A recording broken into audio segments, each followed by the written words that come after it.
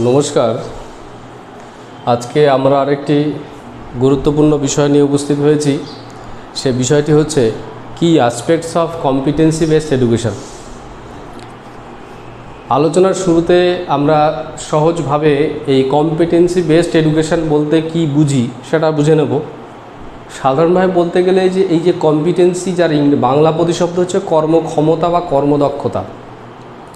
এই যে কর্মদক্ষতা, কম্পিটেন্সি, এই কর্মদক্ষতাকে কেন্দ্র কর্মদক্ষতার যে সমস্ত নীতি রয়েছে বা বিষয় রয়েছে, সেই সমস্ত কর্মদক্ষতার নীতি বা বিষয়গুলিকে নির্ভর করে বা তার উপর ভিত্তি করে বা সেই নীতিগুলোকে বা সেই বিষয়গুলোকে গুরুত্ব দেওয়ার মাধ্যমে যে এডুকেশন সিস্টেম ডিজাইন করা হয়, সেই এডুকেশন সিস্টেমের টিচিং সেই সমস্ত নীতির দ্বারা নির্ধারিত হবে। সেই সিস্টেমের লার্নিং মেকানিজম বা লার্নিং স্ট্র্যাটেজি সেই কম্পিটেন্সির বিভিন্ন দিকগুলির উপর ভিত্তি করে নির্ধারিত হবে। একই রকমভাবে কারিকুলামের যে অন্তর্ভুক্ত যে অ্যাক্টিভিটিসগুলো বা কাজকর্মগুলি থাকবে, সেগুলো অবশ্যই সেই কম্পিটেন্সির যে সমস্ত নীতি রয়েছে, সেই নীতি বা পলিসি বা এসেনশিয়াল কম্পোনেন্ট বা কনসিডারেশনসগুলোর উপর ভিত্তি করেই কিন্তু নির্ধারিত হবে। অর্থাৎ টিচিং মডালিটিস বা লার্নিং স্ট্র্যাটেজি বা লার্নিং মডালিটিস একই রকমভাবে কারিকুলাম ট্রানজাকশানের যে বিভিন্ন গুরুত্বপূর্ণ বিষয়গুলি রয়েছে, সবগুলি যখন এই কম্পিটেন্সি বা কর্মদক্ষতা বা স্কিল টু ডু, বা skills for action, effective activity, skills for active participation, এইরকম স্কিলসের উপর ভিত্তি করে, স্কিল ডেভেলপমেন্টের উপর ভিত্তি করে বা স্কিলসগুলোকে যথার্থভাবে রিফ্লেক্ট করার উদ্দেশ্যে যখন বা বিভিন্ন স্কিলস ডেভেলপমেন্টের উদ্দেশ্যে যখন টিচিং লার্নিং সিস্টেম বা এডুকেশনাল অ্যাক্টিভিটিস বা একটি এডুকেশনাল যে মেকানিজমটাকে ডিজাইন করা হয় বা ক্রিয়েট করা হয়, তখন সেই যে ডিজাইনটিকে, সেই সাধারণভাবে সেই ডিজাইন বা সেই মেকানিজমটিকে বলা হচ্ছে কম্পিটেন্সি বেসড এডুকেশন। মানে education system that basically depends on the বা created on the basis of the competency oriented essentialities, competency based different components আর ডিফারেন্ট আসপেক্টস। কম্পিটেন্সির উপর ভিত্তি করে যখন তৈরি করা হয়, সেটি হচ্ছে কম্পিটেন্সি বেসড এডুকেশন। তো যাই হোক, আজকে আমরা যে বিষয়গুলি নিয়ে চর্চা করব, এই যে কম্পিটেন্সি বেসড এডুকেশন রয়েছে, তার কতগুলো এসেনশিয়াল বা গুরুত্বপূর্ণ আসপেক্টস রয়েছে বা গুরুত্বপূর্ণ দিক রয়েছে, সেই গুরুত্বপূর্ণ দিকগুলি সম্পর্কে আজকে আমরা আলোচনা করব। এরকম কি কি গুরুত্বপূর্ণ দিক রয়েছে যেগুলি আমাদেরকে চর্চা করা দরকার এই আধুনিককালে, একবিংশ শতাব্দীর তৃতীয় দশকে এসে আমরা আজকে এই কম্পিটেন্সি ডেভেলপমেন্টের দিকে বা কম্পিটেন্সি বেসড এডুকেশন কীভাবে সকলের সামনে একটা বিশেষ মাত্রায় প্রতিষ্ঠা করা যায়, বা এই কম্পিটেন্সি বেসড এডুকেশনকে কী করে এক্সারসাইজ করা যায় এবং প্রপার রিসোর্স ক্রিয়েট করা যায় বা এক্সিস্টিং রিসোর্সগুলোকে এফেক্টিভলি ইউটিলাইজ করা যায়, এই বিষয়টির উদ্দেশ্যে বা এই উদ্দেশ্যগুলোকে পূরণ করার জন্য কম্পিটেন্সি বেসড এডুকেশনকে যদি কোনো অ্যাকাডেমিশিয়ান যদি এটাকে যথার্থভাবে এই সম্পর্কে কিছু সিদ্ধান্ত দিতে চান বা এই সম্পর্কে কিছু কাজ করতে চান, তাহলে সেক্ষেত্রে আমাদেরকে এই ধারণাগুলি বিশেষভাবে সাহায্য করবে যে কম্পিটেন্সি বেসড এডুকেশনের এসেনশিয়াল আসপেক্টসগুলো কী কী রয়েছে বা গুরুত্বপূর্ণ দিকগুলো কী কী রয়েছে, সেগুলি আমাদের বুঝে নিতে হবে। তাহলে শুরুতে আজকে আমরা আলোচনা করছি যে কম্পিটেন্সি বেসড অ্যাসপেক্টসের এডুকেশনের যে সমস্ত গুরুত্বপূর্ণ অ্যাসপেক্টস রয়েছে সেগুলো কী কী আছে। প্রথমে বলা হচ্ছে যে learners will be able to reflect competencies in respect to measurable learning objectives. সাধারণভাবে আমাদেরকে মনে রাখতে হবে কম্পিটেন্সি বেস এডুকেশনে লার্নাররা যে লার্ন করবে, সেই লার্নিং বিষয়গুলো যে তারা যে শিখলো, যে কম্পিটেন্সিগুলো তারা শিখলো বা তাদের মধ্যে যে কম্পিটেন্সিগুলো বেসড তৈরি হলো, সেই কম্পিটেন্সিগুলোকে আমরা অবশ্যই মেজার করতে পারবো। কিসের মাধ্যমে মেজার করতে পারবো, কিসের নিরিখে মেজার করতে পারবো? এখানে বলা হচ্ছে যে সমস্ত লার্নিং অবজেক্টিভস রয়েছে, সেই লার্নিং অবজেক্টিভসের নিরিখে কিন্তু মেজার করতে হবে। অর্থাৎ বলতে চাওয়া হচ্ছে যে আমরা জানি যে প্রত্যেকটি এডুকেশন সিস্টেমেরই কিছু না কিছু এইমস থাকে এবং সেই এইমসকে কনসেন্ট্রেট করার জন্য বা মিট করার জন্য কতগুলি স্পেসিফিক, কতগুলো জেনারেল অবজেক্টিভ থাকে। তো লার্নিংয়ের এরকম কতগুলি জেনারেল বা স্পেসিফিক অবজেক্টিভ থাকতে পারে বা থাকে। সেই লার্নিং অবজেক্টিভগুলোকে পূরণ করাটাই হচ্ছে বা এডুকেশনাল এইমসের মূল উদ্দেশ্য মানে মূল টার্গেট পয়েন্ট, তাহলে এই সেই লার্নিং অবজেক্টিভসগুলোকে মিট করার জন্য টিচিং লার্নিং অ্যাটমসফিয়ার বা অ্যাক্টিভিটিসকে অর্গানাইজ করা হয়। এই লার্নিং অবজেক্টিভগুলোকে মিট করার জন্য বিভিন্ন রকমের কাজের মধ্যে লার্নারদেরকে অংশগ্রহণ করানো হয়। এবার প্রশ্নটা হচ্ছে, লার্নিং অবজেক্টিভসগুলোকে কনস্ট্যান্ট রেখে তার উপর ভিত্তি করে লার্নারদেরকে যে সমস্ত অ্যাক্টিভিটিসের মধ্যে অংশগ্রহণ করানো হয়, সেই অ্যাক্টিভিটিসে অংশগ্রহণ করার পরে তাদের মধ্যে যে ধরনের কম্পিটেন্সি ডেভেলপ করার কথা ছিল, অর্থাৎ before designing or before participation of the educational system, মানে before participation in the CBE system, অর্থাৎ কম্পিটেন্সি বেস এডুকেশনের যে সমস্ত আয়োজিত কর্মসূচি বা কর্মকাণ্ড, সেখানে ছাত্ররা অংশগ্রহণ করার আগে, শিক্ষার্থীরা অংশগ্রহণ করার আগে যখন কোনো একটা পার্টিকুলার অ্যাক্টিভিটি বা পার্টিকুলার অ্যাকশনের নিরিখে কতগুলো স্পেসিফিক স্কিল সেট করে দেওয়া হয় এবং বলা হয় যে এই অ্যাক্টিভিটিগুলির মধ্য দিয়ে যদি লার্নাররা তাদের পারফরমেন্স ঠিকঠাকভাবে দেয় বা তারা যদি ভালোভাবে অ্যাক্টিভিটিগুলোকে কন্ডাক্ট করে, তাহলে লার্নাররা এই সমস্ত স্কিলসগুলোকে ডেভেলপ করতে পারবে এবং এই স্কিলসগুলোকে তারা অ্যাপ্রোপ্রিয়েটলি রিফ্লেক্ট করতে পারবে। তো এই যে লার্নিং অবজেক্টিভসগুলো হচ্ছে গুরুত্বপূর্ণ প্যারামিটার বা প্যারাডাইম, যে প্যারামিটার বা প্যারাডাইমগুলো মূলত আমাদেরকে সাহায্য করবে যে লার্নারদের মধ্যে যে ধরনের স্কিলসগুলো ডেভেলপ করার কথা ছিল, সেই সমস্ত স্কিলসগুলো তাদের মধ্যে ডেভেলপ করতে পেরেছে কি পারেনি, সেই কথাটি এখানে বলা হচ্ছে। সেটি কিন্তু একটু গুরুত্বপূর্ণ বিচার্য বিষয়। অর্থাৎ আমাদের মনে রাখতে হবে যে তাদের মধ্যে যে কম্পিটেন্সি ডেভেলপ করেছে কি করেনি, সেইটা মেজার করার জন্য, সেটা পরিমাপ করার জন্য একটি গুরুত্বপূর্ণ সূচক বা গুরুত্বপূর্ণ নির্ধারক হচ্ছে লার্নিং অবজেক্টিভস। এই লার্নিং অবজেক্টিভসের উপর ভিত্তি করেই কিন্তু তাদের যে সমস্ত কম্পিটেন্সিগুলো গ্রো করছে বা ডেভেলপ করছে, সেগুলোকে আমাদেরকে অ্যাসেস করতে হবে। সেটা হচ্ছে আমাদের এটা গুরুত্বপূর্ণ একটা আসপেক্টস। দ্বিতীয় গুরুত্বপূর্ণ আসপেক্টসের কথা এখানে বলা হয়েছে, learners competency will be assessed based on the parameter of meaningfulness and positivity. এখানে বলা হচ্ছে কম্পিটেন্সি বেসড এডুকেশনের আরেকটি গুরুত্বপূর্ণ ক্ষেত্র বা দিক হচ্ছে, বলা হচ্ছে যে লার্নারদের যে কম্পিটেন্সিগুলোকে মাপা হবে বা সেই সম্পর্কে যে প্রয়োজনীয় তথ্য সংগ্রহ করা হবে, যে তারা যে সমস্ত কম্পিটেন্সিগুলো ডেভেলপ করেছে কি করেনি, কতটা করেছে, হ্যাঁ, সেগুলোকে মাপার জন্য বা সেগুলোকে ইভ্যালুয়েট করার জন্য এখানে দুটি গুরুত্বপূর্ণ প্যারামিটার বা দুটো গুরুত্বপূর্ণ সূচক রয়েছে, যে সূচকগুলোকে আমাদেরকে এখানে প্রয়োগ করতে হবে বা কাজে লাগাতে হবে to assess the actual level of competency.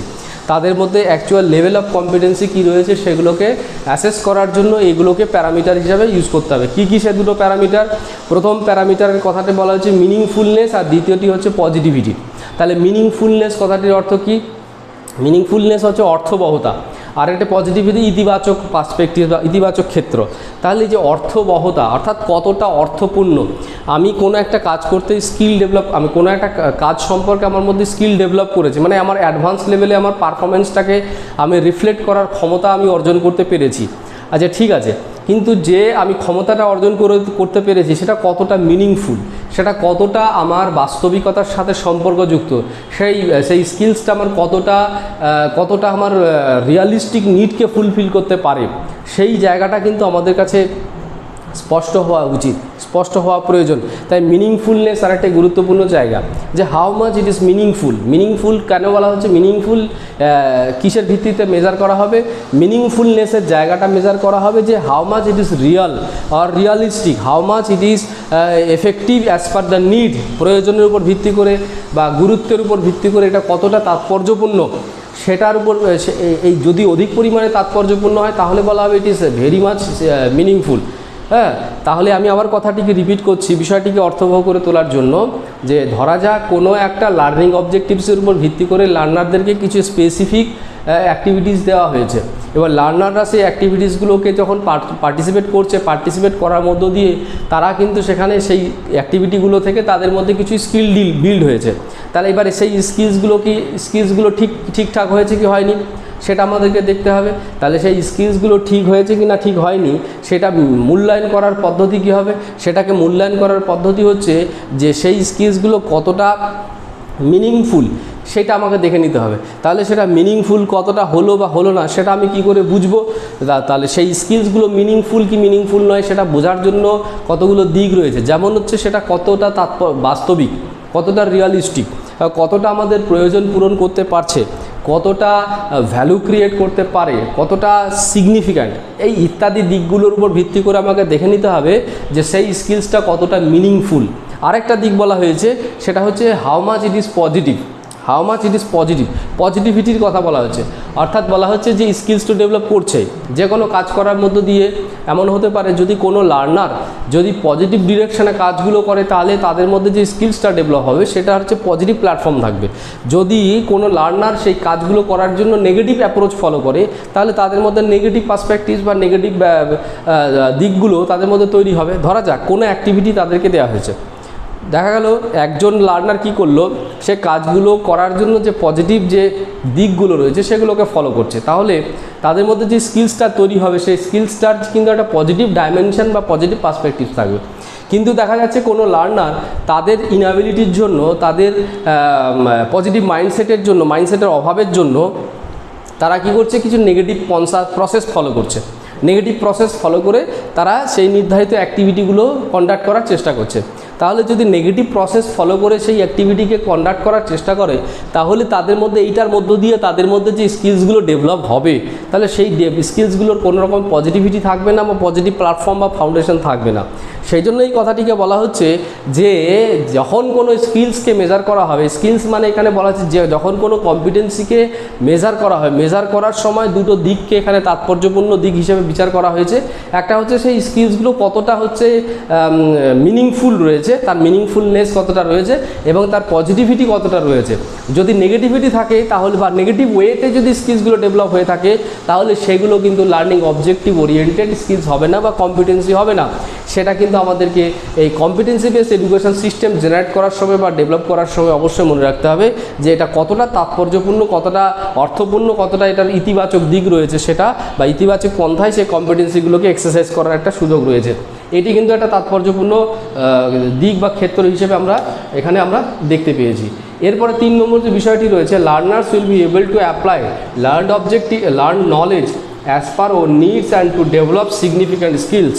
এখানে কি বলা হচ্ছে, লার্নার যখন এখানে বলা হচ্ছে যে আমি যখন মাপবো যে কম্পিটেন্সি কী করে তার কতটা ডেভেলপ করেছে, সেটা ডেভেলপ করেছে কি করেনি, কী লেভেলে রয়েছে, সেটা মেজার করার জন্য হোক বা সেটাকে ইভ্যালুয়েট করার জন্যই হোক, আমাকে কিন্তু একটা জিনিস ফোকাস করতে হবে যে লার্নার যে নলেজগুলোকে লার্ন করেছে, অর্থাৎ স্কিল ওরিয়েন্টেড যে নলেজগুলো লার্ন করেছে, সেই নলেজগুলোকে তারা কতটা রিয়ালিস্টিক সিচুয়েশানে তাদের প্রয়োজন মানে হচ্ছে যে এডুকেশন রিলেটেড নিডস হতে পারে, নাও হতে পারে, সেগুলো ছাড়াও এডুকেশনাল নিডস ওরিয়েন্টেড যে সমস্ত অ্যাক্টিভিটিসগুলো রয়েছে সেগুলো ছাড়াও তাদের যে দৈনন্দিন জীবনের বিভিন্ন রকমের যে নিডসগুলো রয়েছে, যে নিডসগুলো ফুলফিল করার ক্ষেত্রে যে নলেজগুলো তারা লার্ন করেছে, তাদের যে তাদের যে বাস্তবিক জীবন, সেই বাস্তবিক জীবনে তাদের সে লার্নড নলেজগুলোকে কতটা রিফ্লেক্ট করতে পারছে, কতটা প্রয়োগ করতে পারছে তাদের প্রয়োজনকে পূরণ করার ক্ষেত্রে। এই প্রয়োজনকে পূরণ করার ক্ষেত্রে তারা যদি, আমি এখানে একটা স্পেসিফিক জায়গা বলছি, এখানে নিড হচ্ছে 2 রকমের হতে পারে। একরকম নিড হচ্ছে এডুকেশনাল সেগমেন্ট রিলেটেড আর সেক্টর রিলেটেড নিড, আর দ্বিতীয় নিডটা হচ্ছে তার জীবন বা তার যে লাইফস্টাইল রিলেটেড নিড, অর্থাৎ লাইফ আর lifestyle related needs and education বা একাডেমিক অ্যাক্টিভিটিস রিলেটেড নিড। 2 রকম নিডের কথা বলা হচ্ছে। তো এখানে যে তারা যারা শিখছে যখন তারা এডুকেশনাল সিস্টেম বা এনভায়রনমেন্টে থাকছে, তখন তাদের এনভায়রনমেন্টটা মানে এডুকেশন রিলেটেড যে সমস্ত নিডগুলো রয়েছে সেগুলো তারা কতটা সলভ করার জন্য বা ফুলফিল করার জন্য তাদের যে শেখা জ্ঞান সেটাকে প্রয়োগ করতে পারছে বা কাজে লাগাতে পারছে সেটা দেখা, পাশাপাশি আরও দেখা যে তারা যখন বাস্তবিক জীবনে যাচ্ছে, বাস্তবিকতার সাথে বা তাদের জীবনের সাথে সম্পর্কযুক্ত বিভিন্ন সমস্যাগুলো যখন উঠে আসছে, সে সমস্যাগুলোর সমাধান করার ক্ষেত্রেও তারা তাদের সেই জানা জ্ঞানগুলো মানে অর্জিত জ্ঞানগুলোকে কতটা প্রয়োগ করতে পারছে বা কাজে লাগাতে পারছে।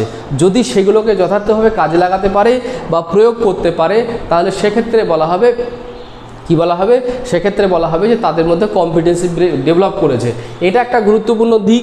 আরেকটি দিক বলা হয়েছে যে এই যে নলেজগুলো, সেই নলেজগুলোকে যখন তারা তাদের প্রয়োজন পূরণের ক্ষেত্রে রিফ্লেক্ট করবে বা অ্যাপ্লাই করার মধ্য দিয়ে সেই নলেজগুলো যেন তাদের স্কিল ডেভেলপমেন্টের এফেক্টিভ স্কিল ডেভেলপমেন্টের কারণ হয় বা উপকরণে রূপান্তরিত হয় বা উপকরণে পরিণত হয়। অর্থাৎ আমি যা শিখেছি সেই শেখা জিনিসগুলো যখন আমি আমার প্রয়োজন পূরণের জন্য বারবার প্রয়োগ করার মধ্য দিয়ে যেন সেই যখন প্রয়োগ করছি এই প্রয়োগ রিলেটেড বা অ্যাপ্লিকেশান রিলেটেড বা রিফ্লেকশন রিলেটেড, রিফ্লেকশন আর প্রয়োগ রিলেটেড যে কাজগুলো আমি করব সেটা আমরা কতটা স্কিলফুলি করতে পারছি, এফেক্টিভলি করতে পারছি। এই এফেক্টিভলি করা বা স্কিলফুলি করার দিকটি কিন্তু এখানে একটি গুরুত্বপূর্ণ দিক হিসাবে বিবেচিত হচ্ছে। তাহলে আমি আরেকবার বিষয়টিকে বলছি যে লার্নাররা যে তাদের মধ্যে যে কম্পিটেন্সিটা ডেভেলপ করেছে বা কম্পিটেন্সিটা ডেভেলপ কীভাবে করবে, তারা যা শিখবে এই কম্পিটেন্সি বেস এডুকেশন সিস্টেমের যে আয়োজিত কর্মসূচি বা কর্মকাণ্ড সেখানে অংশগ্রহণ করার মধ্য দিয়ে তারা যা শিখবে সে শেখা জিনিসগুলোকে তারা কতটা প্রয়োগ করতে পারছে, এনভায়রনমেন্টাল এডুকেশনাল সিচুয়েশনে কতটা প্রয়োগ করতে পারছে, তার রিয়ালিস্টিক লাইফ সিচুয়েশনে কতটা প্রয়োগ করতে পারছে। যখন তারা সেটাকে প্রয়োগ করবে সে প্রয়োগ করার মধ্য দিয়ে মূলত তাদের কম্পিটেন্সিটাকে মেজার করা হয় বা ইভ্যালুয়েট করা হবে যে তারা তাদের প্রয়োজনটাকে কতটা মিট করতে পারছে। দ্বিতীয় ক্ষেত্রে বলা হচ্ছে যখন তাদের প্রয়োজনটাকে মিট হচ্ছে এবং বারবার যখন একই রকমের সমগুণ সম্পন্ন পরিস্থিতি বা ঘটনা যখন বা প্রবলেম তাদের সামনে আসছে, সে সমগুণ সম্পন্ন ঘটনা পরিস্থিতি বা অবস্থা যখন তাদের সামনে আসছে সেই একই পরিস্থিতিতে সেই যে নলেজগুলোকে তারা কতবার ফ্রিকুয়েন্টলি প্রয়োগ করতে পারছে, এই প্রয়োগ করার মধ্য দিয়ে তাদের মধ্যে কিন্তু একটা এফেক্টিভ স্কিল ডেভেলপ করবে, সেটাও কিন্তু এখানে একটা গুরুত্বপূর্ণ দিক হিসেবে উল্লেখ করা হয়েছে। 4 নম্বর দিক হিসেবে বলা হচ্ছে যে learners will develop effective skills as per mastery parameter অনুসারে যেই স্কিলসগুলোই ডেভেলপ করুক না কেন তাদের মধ্যে এই কম্পিটেন্সি বেস এডুকেশনের মূল বিবেচ্য বিষয় হচ্ছে যে তারা যেই স্কিলসই ডেভেলপ করুক না কেন সেই স্কিলসগুলো যেন মাস্টারি লেভেলে থাকে। মাস্টারি লেভেল বলতে এখানে কি বলা হচ্ছে, প্রত্যেকটাই অ্যাডভান্স লেভেলে, অর্থাৎ যখন কিছু জিনিসকে আইডেন্টিফাই করবে সেটা অ্যাডভান্সড ওয়েতে, অর্থাৎ যেখানে বলা হচ্ছে less error but maximum output, positive output আর এক্সপেক্টেড আউটপুট, এই জিনিসটা যেখানে কাজ করবে সেখানে কিন্তু কী বলা হবে, সেখানে আছে মাস্টারি। অর্থাৎ কোনো একটা কাজ আমি করছি সেখানে কি হচ্ছে প্রত্যেকটা এফোর্টে এররের লেভেলটা কম, খুবই কম, নিয়ারার টু জিরো। যখন কি হবে প্রত্যেকটা কাজের ক্ষেত্রে প্রত্যেকটা এফোর্টের ক্ষেত্রে যখন আমাদের এররের জায়গাটা নিয়ারার টু জিরো আর নিয়ারার টু জিরো হবে, কিন্তু সেখানে আউটপুট কী হবে, আউটকাম কী হবে, ম্যাক্সিমাম আউটপুট বা আউটকাম পাওয়া যাবে, এফেক্টিভ আউটকাম পাওয়া যাবে, তখনই বলা হবে যে সেই অ্যাক্টিভিটি বা সেই স্কিলসটা হচ্ছে কোন লেভেলে রয়েছে, মাস্টারি লেভেলে রয়েছে। তাহলে হোয়াট ইজ মাস্টারি?